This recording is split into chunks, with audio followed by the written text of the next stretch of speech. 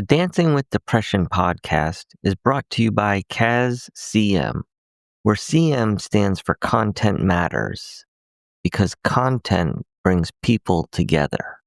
Content warning. Some episodes of the Dancing with Depression podcast discusses sensitive mental health topics, including suicidal thoughts, self-harm, trauma, and emotional distress. Listener discretion is strongly advised.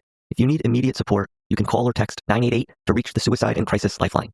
For additional non-emergency mental health assistance, the NAMI helpline is available at 1-800-950-NAMI. That's 1-800-950-6264. Also, the Dancing with Depression podcast shares personal stories, lived experiences, and open conversations about mental health. While these discussions can offer insight and connection, this podcast is not therapy and should not be used as a substitute for counseling, diagnosis, or medical treatment. We are not mental health professionals, and the information shared here is for supportive and educational purposes only. If you are struggling with your mental health, please seek guidance from a licensed mental health provider. The stories, viewpoints, and opinions expressed by guests are their own and reflect their personal experiences. They do not replace professional advice. If hearing these topics bring concerns for you, or if you need help navigating your own mental health journey, please reach out to a qualified professional or call or text 988 for immediate support, as well as the NAMI helpline at 1-800-950-NAMI. That's 1-800-950-6264, which is also available for information, resources, and non-crisis support.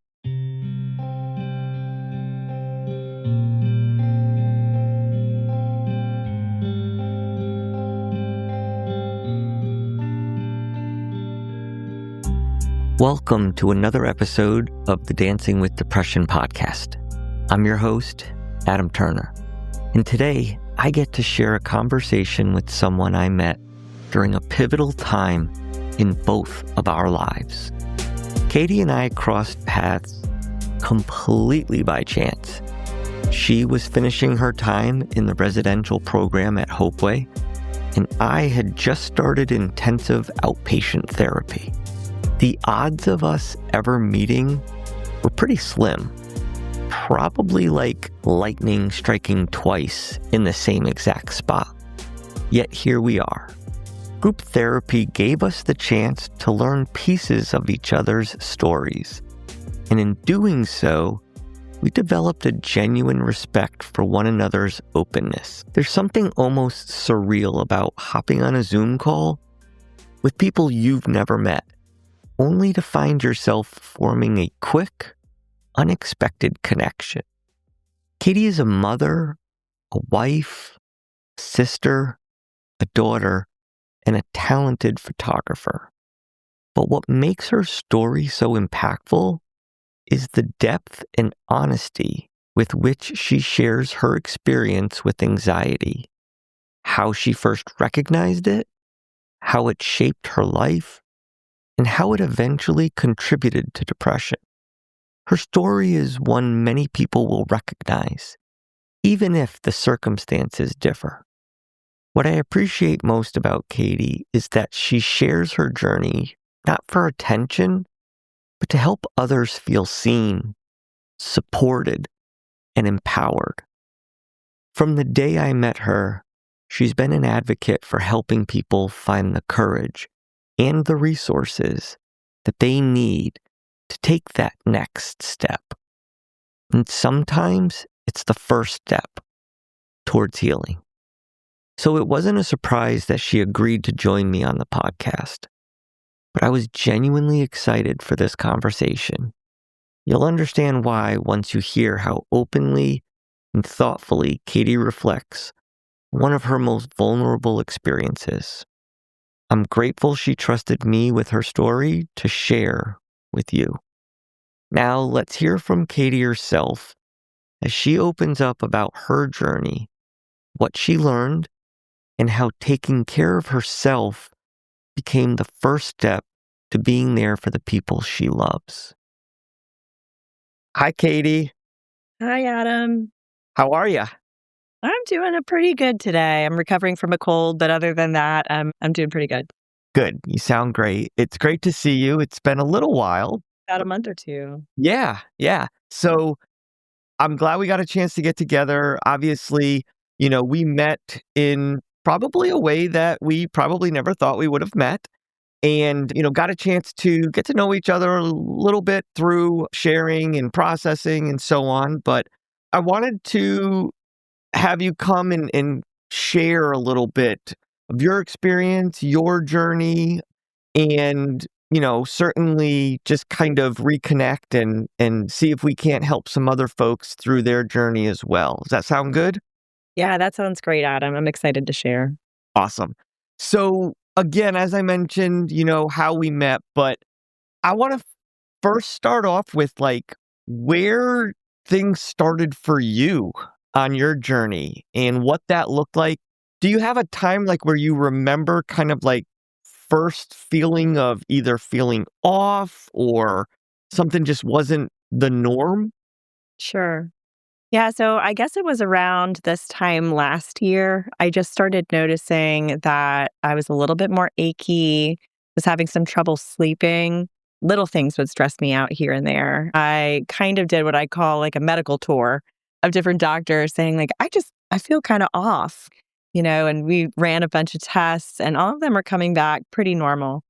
And so Christmas came around and we celebrated the holidays with my family. And then come January, I was looking around and thinking, life's pretty good right now. And then one night I went to bed and I could not sleep.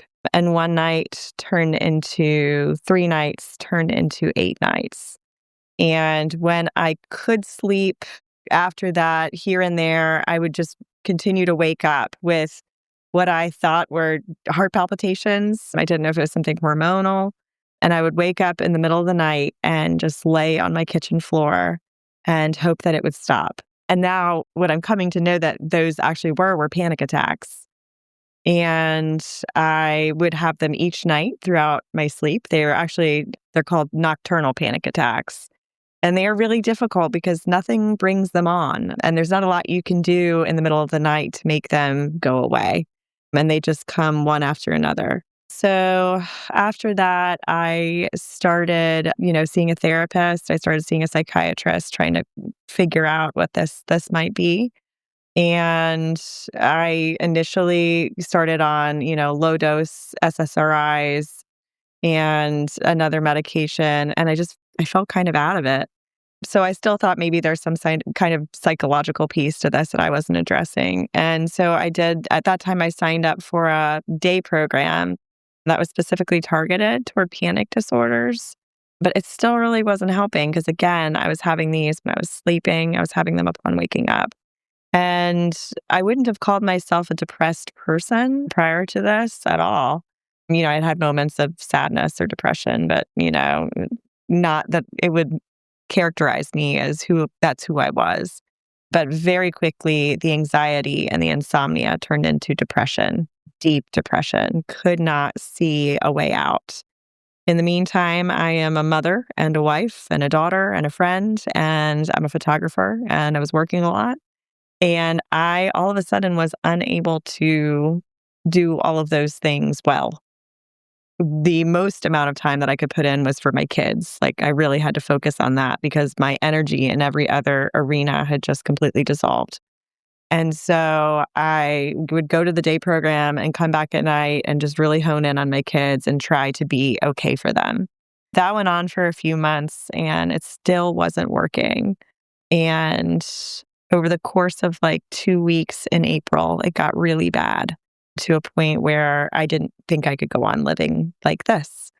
So at that point in time, my psychiatrist, my counselor, and I decided that the best thing to do would be to check into behavioral health. And again, this is not any place I would have imagined myself going a year ago. It was not on my bingo card for 2025.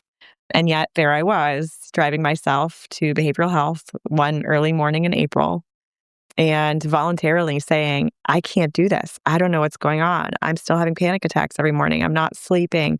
I'm disinterested in things that I used to love. I'm isolating. That was another huge sign was I found myself isolating and becoming really agoraphobic when previously I was out and about all the time. So I knew that something was really off. I spent 4 days in behavioral health over Easter weekend. And sadly, I missed my son's birthday that weekend, and I was really bummed about that. But I knew I had to take that step if I was going to be there for all of his future birthdays. I was discharged from behavioral health. The doctors there were like, you're fine. You're just a mom going through a midlife thing. But about 3 days after I checked out, I thought to myself, I'm still not okay. And I had a friend who had been to Hopeway and who'd gone through the program. And he was a husband of a friend of mine. And he would come over each day, and I was in my pajamas in my bed, and my mother-in-law and my mom were taking care of me. And he would come over unannounced and say, I'm here to see Katie. And I'd come out in my pajamas and he'd say, I think it's time for you to consider Hopeway. It saved my life. I think it's time. And so these sort of weekly visits helped me make my decision, and they did save my life. I ended up at Hopeway right before my 40th birthday. I celebrated my 40th birthday at Hopeway. And the first week was terrifying and scary. I had entered into the residential program. And by about day 5 or 6, I was like, okay, this is where I need to be. I need this sort of help. So that's kind of how it started. And between how it started and when I really started delving into treatment. That's a lot. And thank you for sharing, because, you're talking about a scenario where your 40th birthday, something that's a milestone, Easter weekend, major holiday, your son's birthday, Yeah. those are all going on, and you're in a space that you're not familiar with. And can you kind of it feels like now you're able to process it a little bit better, you're able to talk through it. What I share the first 6 minutes of IOP, and I'm like, what? How do you get to that place where was it just so bad that you're like, I don't feel like I have any other choice? What's going through your mind, if you don't mind? Because that's intense as a mother and so on. Yeah, I'd entered into the stage of panic called disassociation.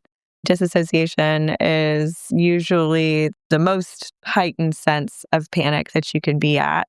And it is when you are completely disconnected from reality. It's like you're watching your life from up above. You're watching your life in a movie reel.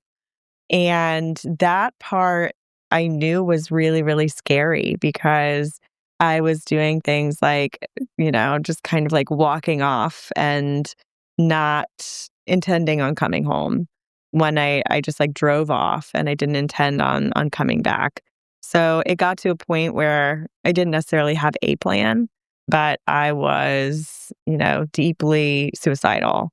And I knew that I really, even though I was disassociated, which is a hard feeling to kind of grasp, one that I'd never had before, and actually one that I have not had recently. So at this point, I can only describe what it was like. I don't Sure. even remember what that feels like. But I knew that if I didn't get help, that I wasn't going to be around for all of those important life events that I wanted to. Gotcha.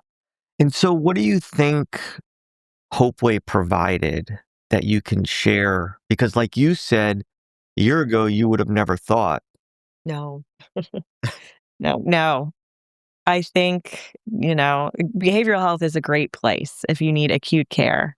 I really want to encourage people to go out and make sure that they're seeking that out if they are at that point in their life.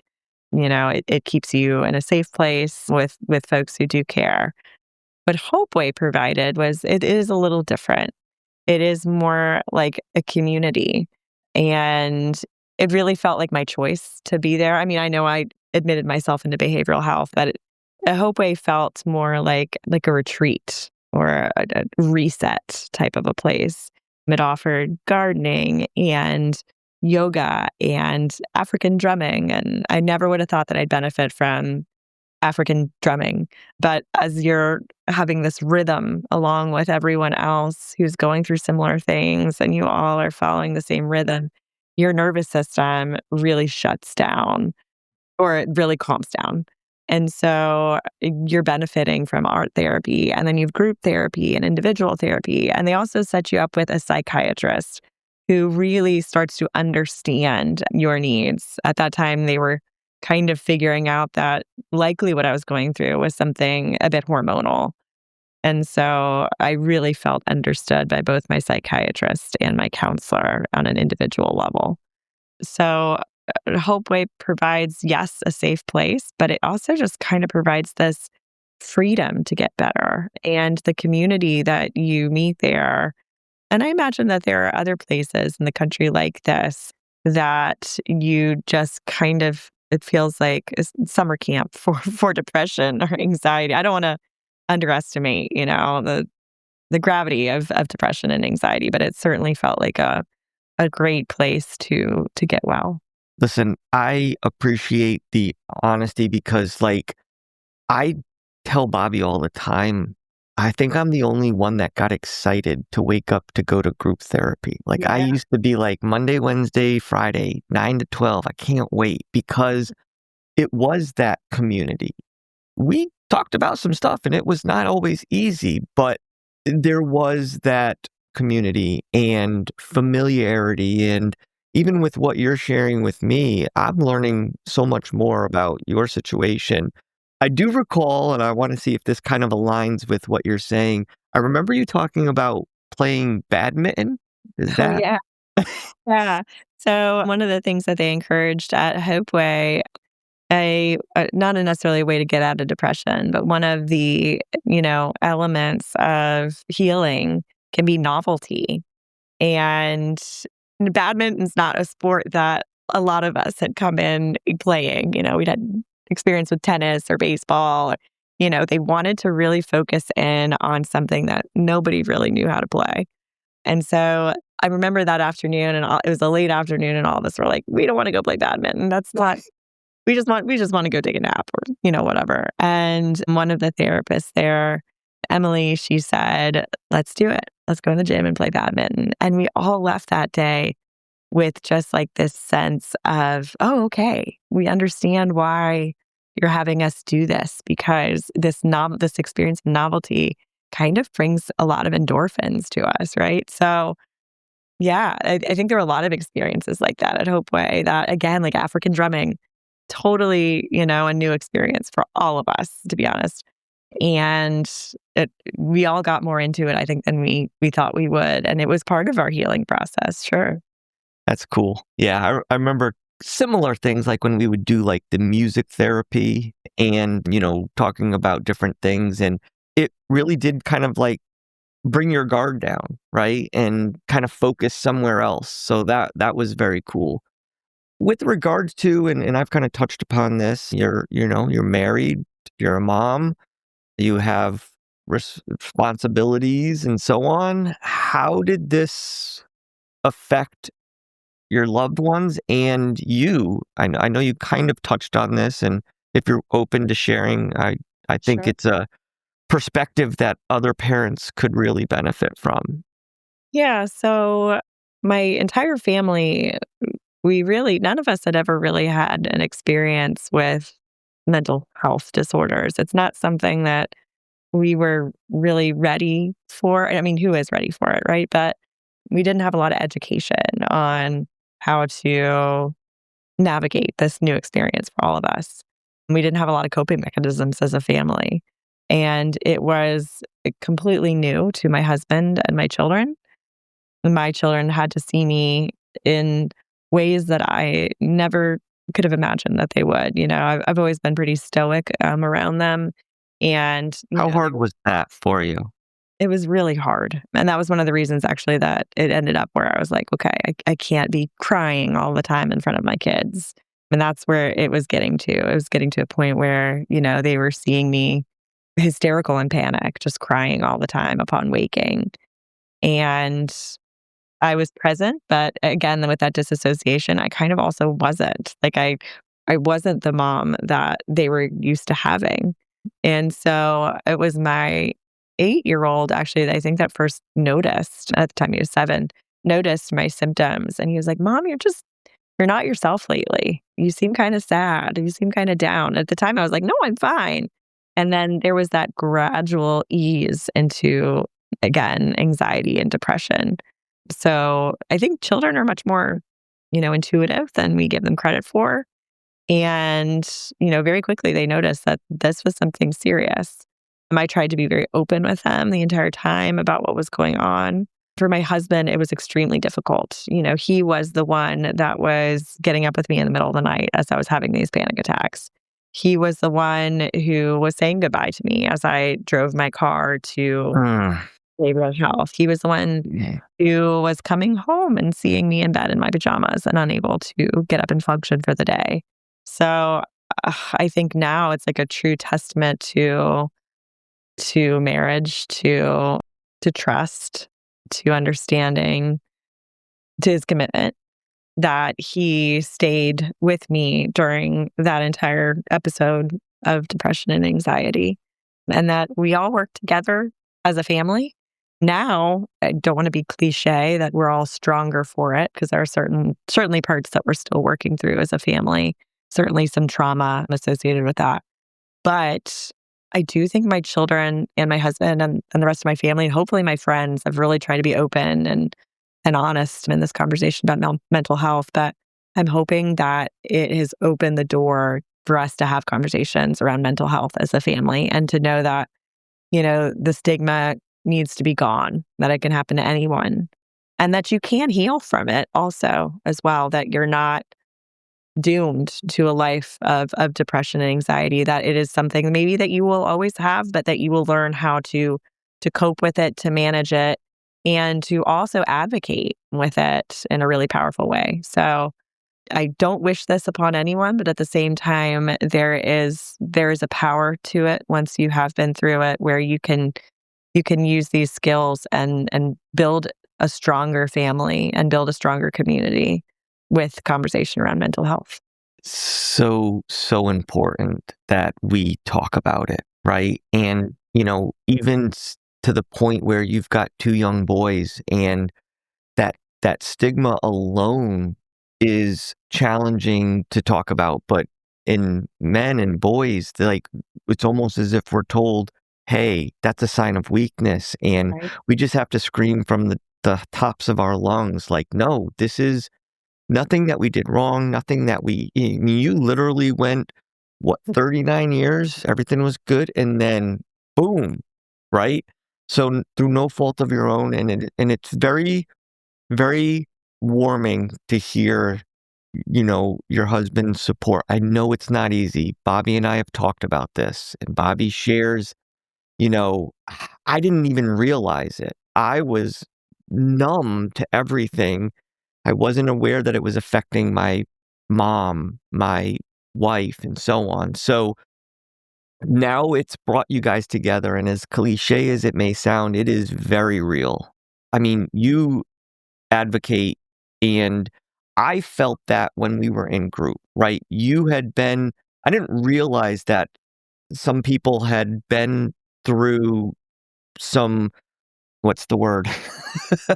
Like, not IOP, but you were in residential. Yeah. Yeah. And kind of using the IOP as like a transition out type of thing. Yeah. Whereas I was just like, I'm not going away for a month. Like, that's weird to me. I don't have kids. I wasn't ready. It's definitely a decision to make. And again, when my friend approached me about Hopeway, I was like, no, I can't do that. My kids are, old enough to remember this. I remember me saying to him, I don't want them to have this sort of trauma in their lives. And, he said, kind of as I was figuring out, if you don't get that sort of help, then it's not going to matter, because you might not be there to see those times. So yeah, IOP was kind of not the last. I'm still in counseling. I still see a psychiatrist, and I'm still learning new ways to kind of cope with this new fun, not fun, but new interesting quality in myself.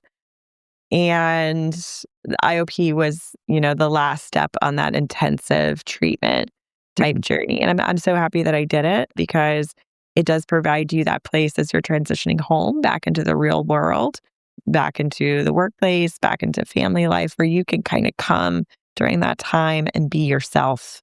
And I never understood what it meant to need therapy I'd been to therapy before, but, I'd talk about somewhat superficial things like, stresses of the PTA or job worries or things like that. I didn't know what it was like to need counseling, like you need air until this happened. And now I know what that's like. And IOP provided me with daily counseling to get through those first weeks. And I'm so happy I also did that as well. I am too, because that's how I got to meet you. Yeah. So, couple things, like, are there any specific like tools or things that you lean on, 2 or 3 things that kind of help you through processes that maybe you weren't able to get through in the past? Yeah. It's something that I remember a lot of things that people told me along the way. And it kind of feels, I described it like this in group at Hopeway, but it kind of feels like an eat, pray, love adventure through mental health, right? Like you remember all of these things that people tell you along your journey, and maybe you'll never see them again. But that, one of the things that somebody shared with me is no feeling is forever. And I might have intermittent depression or anxiety, or I might have full days of it or, weeks of it. But that feeling isn't generally forever, that I can work through it to get to the other side. And I recently saw this quote that I loved, and it kind of follows the premise of not that depression or anxiety is a good thing, but it allows ourselves the opportunity to kind of find an adventure in seeking self-care, right? So like, what am I going to do every day that is going to help me manage this? Which way am I going to take care of myself that day that's going to make my day better and that's going to make a better day for the people around me? And it might be serving, it might be exercise, it might be counseling, it might be going to get a pedicure. Like, what am I going to do that day that's going to improve my day and provide me with some endorphins to make it to the next day? And so I really like that idea of just honing in on that self-care aspect. I'd like to say like I'm big on meditation, but it just didn't do it for me. Maybe it was the trauma around insomnia and just that I tried it so many times to go to sleep and I still wasn't able to sleep. But that wasn't something that was really helping me. Yoga certainly helps. Just, and that end piece where you are kind of meditating, sitting in silence among other people was rather helpful. And then serving, I think, is something that has provided me with a lot of joy since I left Hopeway, kind of giving back to my community and sharing certainly in the mental health journey, and that you can heal, that you can make it through, that you can come out the other side as a person who not only learns to manage their symptoms, but helps to make them a better mother, a better wife, a better person for having gone through it. As foreign as it felt a year ago in saying, like, going to get help or whatever, Yeah. how foreign is it now to realize that you're sharing everything that you just went through? Oh my gosh, that's a great question, right? That is such a great question. I made the joke at Hopeway often, like kind of a sick joke, but I was like, I'll see you guys at Christmas time. I'll still be here. I did not see healing as an option for me. When you're in it, you feel like it will be forever and can't imagine a life where you're not feeling that way all of a sudden. So I would say if you had told me in May or June that I would be at a place where I could be going out to movies and going to restaurants and talking on podcasts and participating in PTA events again and, managing my children when my husband is away and things like that, I don't know that I would have thought that I could get back to that life again and do those things again, getting back to work, which I'm slowly easing back into now. There's no way that I had those feelings that I was capable of that kind of healing.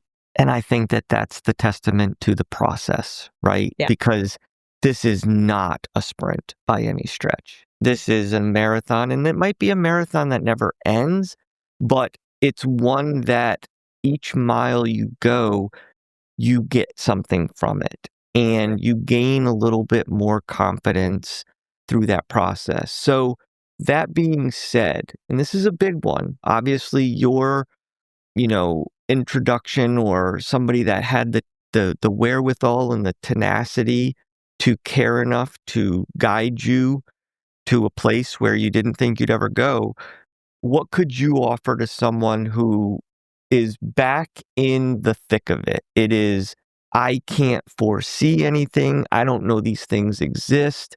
But if there's even just a glimmer of interest in seeking help, what would you want to say to them or share with them? Well, when I left Hopeway, I was really quick to jump on social media and to share my story. By that point in time, I kind of, you lose not necessarily your pride, but you become vulnerable and you're like, Yeah. you know what? Like, Oh, yeah.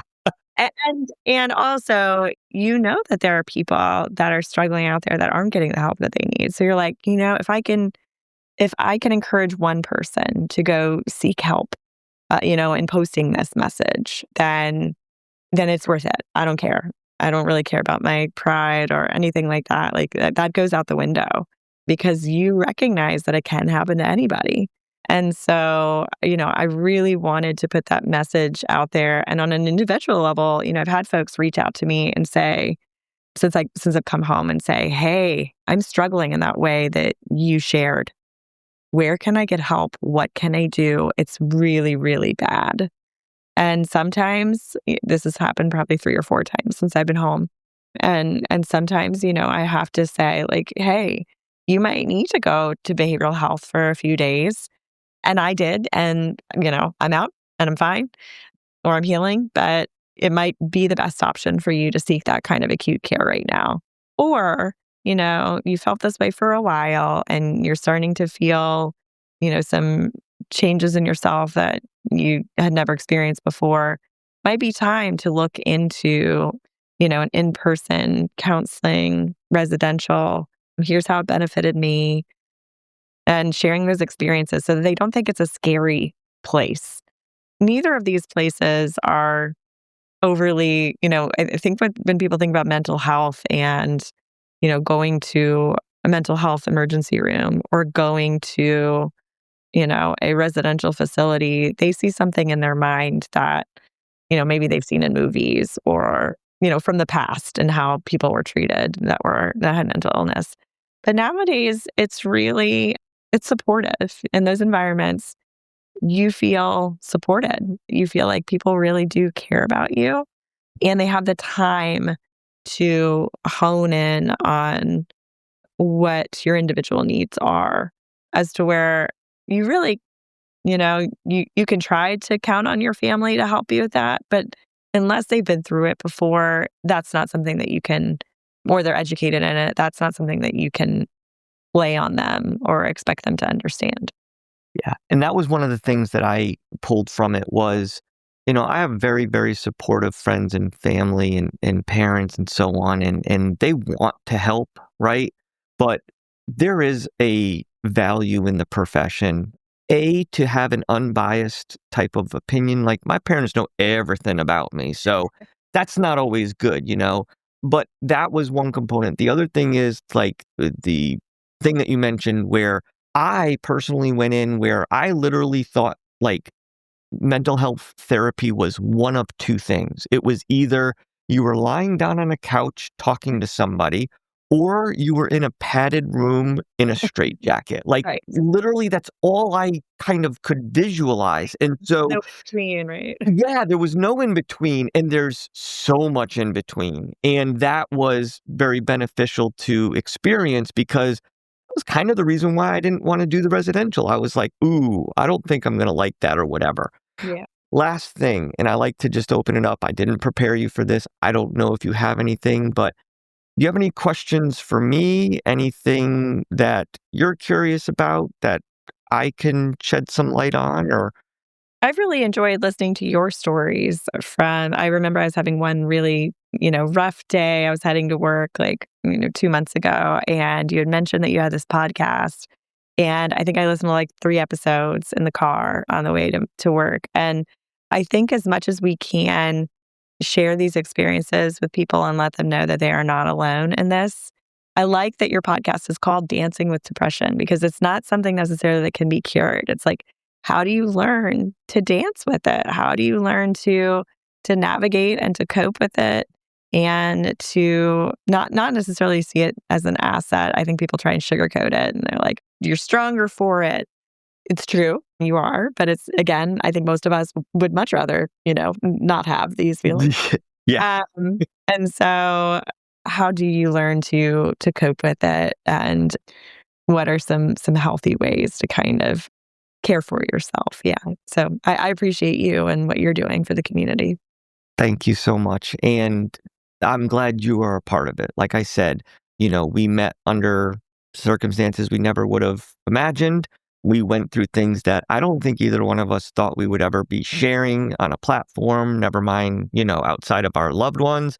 But it really is helpful. And to your point, I think one of the things that this is designed to do is to let people see the other side and that there is hope. There is, you got to put the work in, right? It's not easy, but, you go through stuff and you get to a point where you're like, you know what? I've got to see what else is out there because what I'm doing isn't working. So sucks that you had to go through what you went through, but absolutely love seeing you on the other side. And to your point, your boys were going to see trauma one way or the other. I loved that this is what they ended up seeing because this is beautiful. This is absolutely beautiful. So Yeah. thank you so much. Continue to advocate. And I made that promise as I was going through treatment. I'm like, if I make it out of this, then I will advocate for the rest of my life for mental health and erasing that stigma that goes along with it. And I hope that I'm making my family proud in this experience because I feel proud of myself. you should. Yeah. You should. So know this. You will always have a platform here for whatever else you want to share. Great. Thank you. Okay? All right. Awesome. Whew. Once again, hearing things for the first time with all of you. Before we wrap up today's episode, I want to start by thanking Katie for trusting me in the Dancing with Depression podcast as a place to share her story. There's no question that others will benefit from your openness. Early on, Katie mentioned that the first sign something was wrong came from her own body. We often forget that our bodies whisper long before they scream.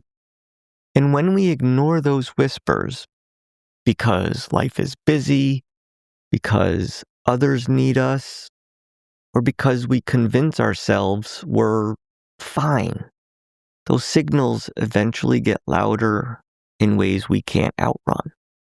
Katie's story shows that clearly.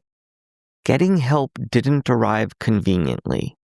It surfaced during some of the worst possible times. Holidays, birthdays, days that should have been celebrated. And still, she chose to listen to what her mind and body were asking for. She chose the harder step in the moment so she could truly be present for the people she loves in the long run. And that's the real takeaway today. Taking care of yourself is not a luxury. It's not selfish.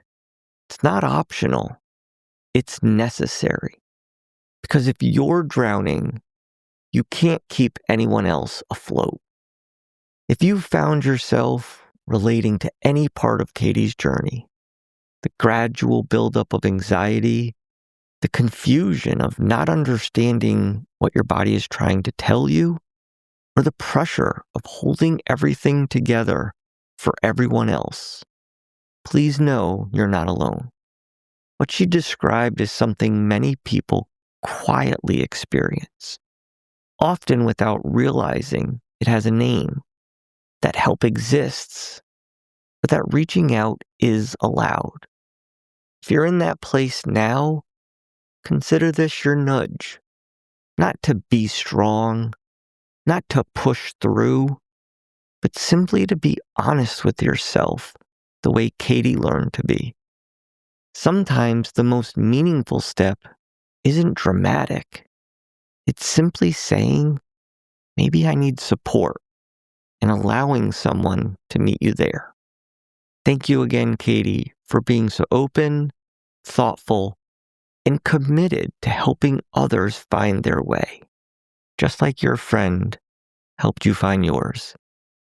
It's important to remember that these personal stories aren't the end of the journey, but they remind us that there is help, there is progress, and there is hope for a better life. If this episode resonated with you, or if it made you think of someone who might need to hear it, I'd really appreciate you sharing it, liking it, and subscribing. That helps us reach more people who may be carrying more than they show. We've got more episodes coming up with incredible guests, including mental health professionals and individuals who, like Katie, started as strangers, but quickly became a source of insight, inspiration, and even friendship. Our professional guests will share practical guidance, what to look for in a therapist, what to expect from sessions, and more tools you can use in your everyday life. And our personal stories will continue to highlight real people navigating mental health challenges, showing how vulnerability, honesty, and connection can create unexpected support systems. These are the kinds of conversations that remind us that even in the hardest moments, there is hope, help, and the possibility of meaningful connection.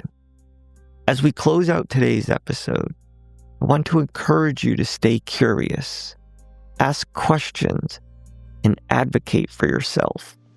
Learn what resonates, apply the tools and strategies that work for you, and focus on moving forward, one small step at a time. Remember, you don't have to have it all figured out. Progress is about consistent effort, not perfection. And as always, when it comes to depression, take the lead.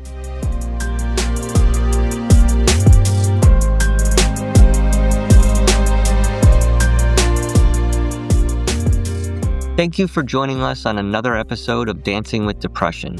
There's a saying that hindsight is 20/20, which is often used to describe the phenomenon of being able to see things more clearly after they've happened. With that in mind, I encourage you to reflect back on past experiences in an effort to better understand your now. Also, I invite you to share with me your comments, thoughts, or personal exposure to depression. You can email me at dancingwithdepression@yahoo.com. Until next time, keep moving forward, and when it comes to depression, remember to take the lead.